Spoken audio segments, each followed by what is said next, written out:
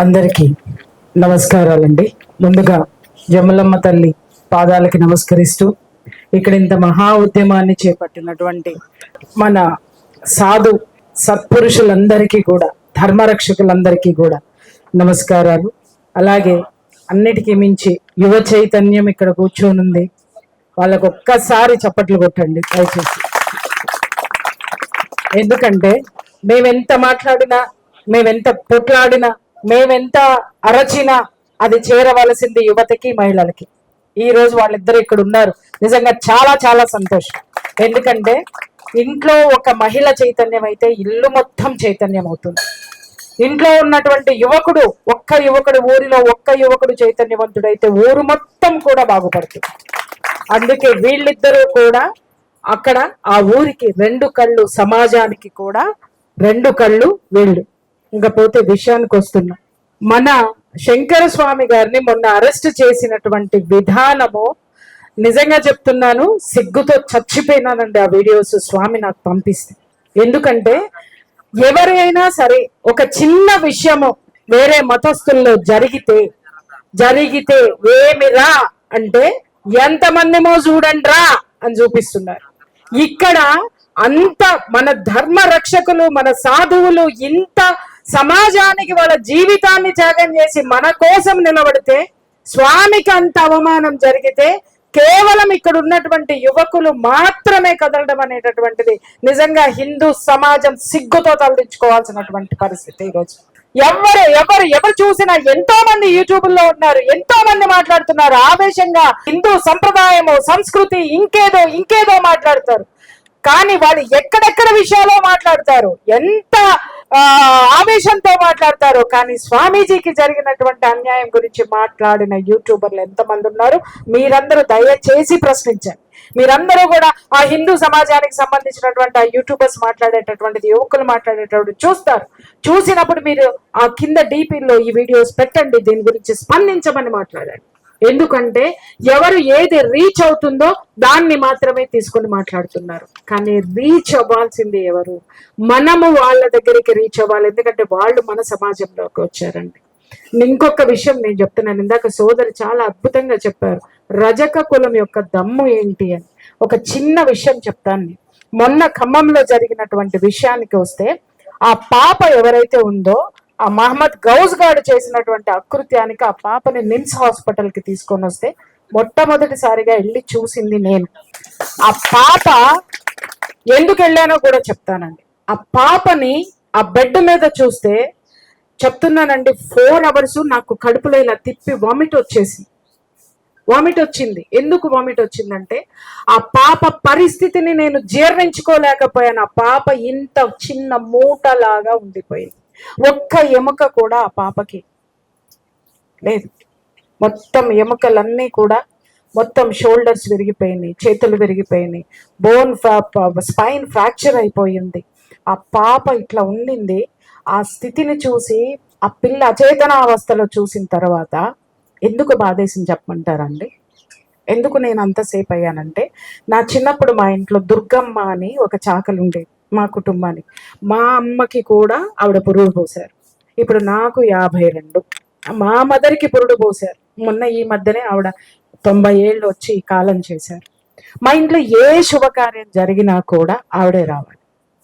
ఆవిడ వస్తేనే మాకు ఆ పని ముందుకెళ్తుంది. మాకు ఎవరైనా పిల్లలు ఏడిస్తే ఆమె వచ్చి దిష్టి తీసేసేది.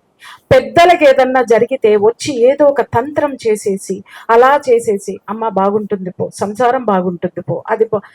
ఏది చేసినా మా ఇంట్లో ఒక చాకలి యొక్క ఆ ప్రాముఖ్యత, ఆ బలము, ఆ ధర్మము, ఆ చలువ నేను చూశాను. చాకలి ఉన్న ఇల్లు చలువతో ఉంటుందండి. ఈరోజు మన దురదృష్టం ఏంటి అంటే, ఎక్కడా కూడా ఇవాళన్నీ కూడా ఫంక్షన్లన్నీ కూడా ఈవెంట్ మేనేజర్లకు ఇస్తున్నారు. ఏమండి, ఈవెంట్ మేనేజర్లో ఒక్క చాకలి ఉన్నాడా చూపించండి. ఈరోజు పెళ్లిళ్ళు ఎందుకు పెటాకులు అవుతున్నాయి? అక్కడ గోళ్లు తీసే మంగలి లేడు, దిష్టి తీసే చాకలి లేడు, తలంబ్రాలు కలిపి చేయి వేసి ఆశీర్వదించేటటువంటి చాకలి లేరు, అక్కడ పెళ్లి మండపాన్ని ఆశీర్వదిస్తూ కట్టేటటువంటి మేదరి లేడు, మంగలి లేడు.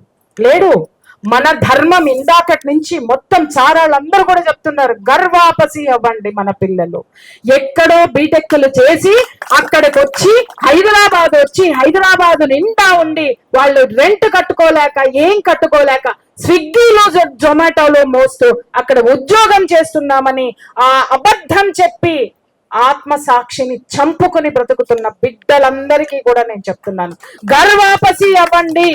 ఎందుకంటే ఈ రోజు నేను ఫేస్ చేస్తున్నాను, ఆ పట్నంలో సిటీలో ఒక్క చాకలి దొరకడం లేదండి, ఒక్క చాకలి దొరకడంలా. ఇది వరకు ఇస్త్రీ చేయడం అంటే ఆ చాకలి చేసి ఇచ్చిన ఇస్త్రీ చేసుకొని బయటికి వెళ్ళినాడు, ఘనంగా పోయి వాడి పని చేసుకుని వచ్చేవాడు, వ్యాపారం చేసుకునేవాడు, సుష్టుగా సంపాదించుకునేవాడు, తీసుకొచ్చేవాడు, ఇంటి పోషించుకునేవాడు, చాకలికి ఇచ్చేవాడు, చాకలి ఆశీర్వదించేవాడు. నువ్వు ఎప్పుడు ఇట్లానే ఉండాలి సారు, నువ్వు ఎప్పుడు ఇట్లానే ఉండాలి, అయ్యా నువ్వు ఇంకా బాగా నువ్వు మంచిగా ఉండాలి. ఎవరు కొత్త కారు కొనుక్కున్నా ఎదురొచ్చేది చాకలే, ఎవరు కొత్త బండి కొనుక్కున్నా ఎదురొచ్చేది చాకలే, కొత్త జంటకి ఎదురొచ్చేటటువంటిది చాకలే. చాకలికి ఉన్నటువంటి శక్తి అంత గొప్పది.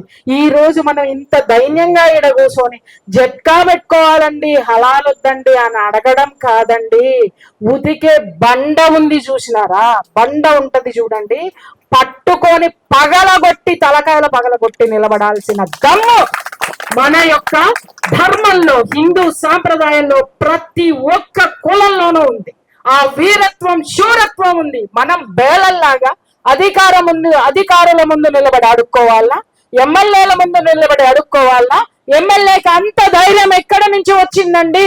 ఎందుకో చెప్పనా, ఈ గద్వాల్ జిల్లాలో ఓట్లు ఎన్ని ఉన్నాయిరా, బీఆర్ఎస్ కి, కాంగ్రెస్ కి, ఇంకెవరికై ఎన్నున్నాయి అనగానే ముస్లిం ఓట్లు జనాభా ఒక 10,000 మంది ఉంటే ముస్లింలు ఎంతమంది ఉన్నారు? 3,000 మంది ఉన్నారు. క్రిస్టియన్లు ఎంతమంది ఉన్నారు?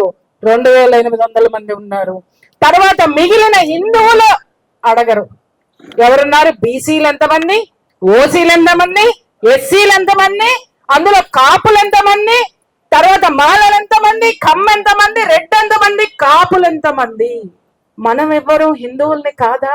ఎందుకు వాడిని చూస్తే పొలిటీషియన్ భయపడుతున్నాడు అంటే, వాడు వ్యవస్థీకృత విషయానికి వచ్చినప్పుడు మతం అనేటటువంటి ఒక చట్రంలో వాడు నిలబడి ఘనంగా కనిపిస్తున్నాడు.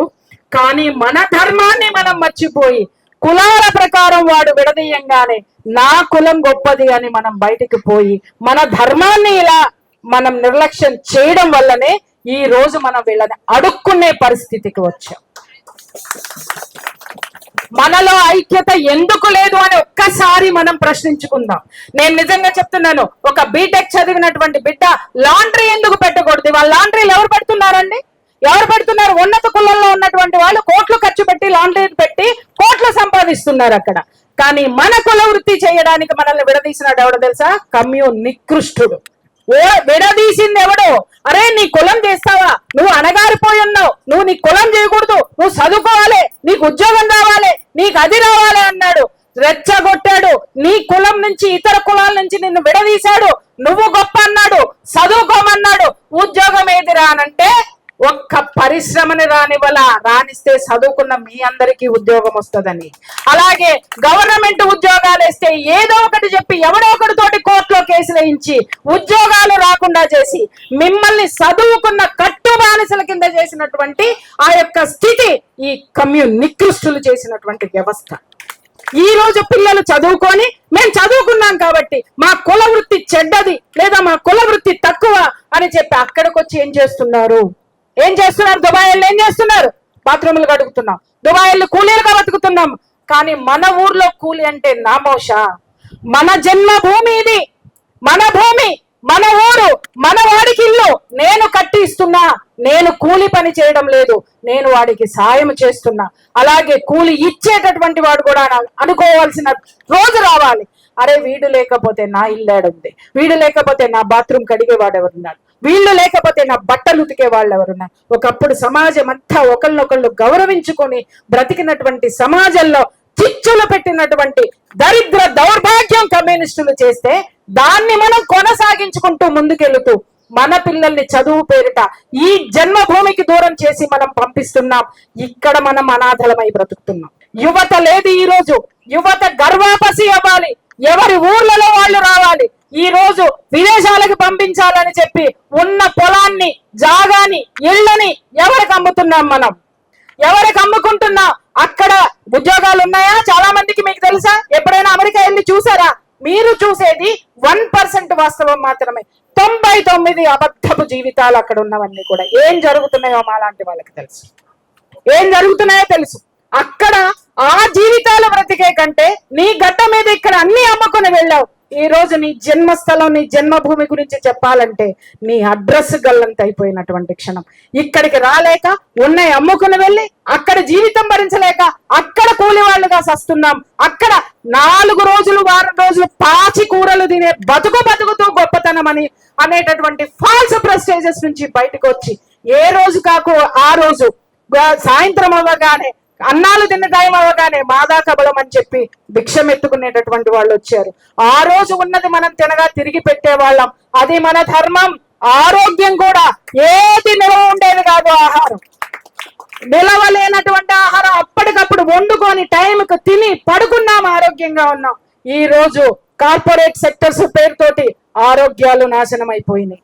ఇళ్లలో వండుకొని తినాలి. అలాగే మనము మన ఐక్యమత్యంతో ఉండాలి. ఎవడైనా సరే గడప లోపల కులం, గడప బయట హిందువులం కాదు. మన కులంలో మనం ఉన్నాం. మన బిడ్డలకి మనం కులం యొక్క గొప్పతనం చెప్తాం. పక్కవాడు కూడా మనవాడే. ఎవరు మన హిందువు మాత్రమే మనవాడు.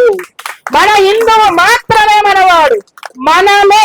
మనమే ఈ దేశాన్ని బాగు చేయాలి. దయచేసి నేను చెప్తున్నాను, శంకర స్వామి గారిని అరెస్ట్ చేసినటువంటి విషయంలో ఇప్పటి వరకు కూడా ఎన్నో హిందూ సంఘాలు పేర్లు పెట్టుకొని పొద్దున్నే లెగిస్తే ఉపన్యాసాలు ఇస్తున్నారు. మీకు కోపం వస్తే నన్ను ఏమైనా తిట్టుకోండి, నాకు పోయేదేం లేదు. నా తిండి నేనే తింటున్నాను, నా బుక్క నేనే తింటున్నా, ఎవరు పోషించట్లా. కానీ వాస్తవం మాత్రం మాట్లాడాం. ఇక్కడికి వచ్చినటువంటి పెద్దలు ఎంత బాధ్యత తీసుకొని ఇక్కడికి వచ్చి స్వామిని కాపాడుకోవాలి అనేటటువంటి ఆ యొక్క దక్షత, ఆ యొక్క హృదయం మిగిలినటువంటి హిందూ సంఘాలకి ఎందుకు లేవు? ఎందుకు రాదు అంటే గద్వాల జిల్లాలో జరిగితే గద్వాల జిల్లా జనమేనా? అక్కడ హిందువులు వేరు, ఇంకొక చోట హిందువులు వేరు, ఇంకొక చోట హిందువులు వేరు. అవునా? ఇది ఎంత దౌర్భాగ్యం. కానీ స్వామి ఇక్కడ సంబంధించిన ఆయన కాదే, ఎక్కడో ఉన్న ఆయన. ఇక్కడ ఉన్న మన యువకులకి అందరికీ, మనందరికీ కూడా ఒక ఉద్యమం కోసమని ఆయన మన కోసం వచ్చిన స్వామీజీకి అంత అవమానం జరిగితే మనం హిందువులం, మన రక్తం మరగదా? మనం ముందుకు రావాల్సినటువంటి అవసరం ఉంది.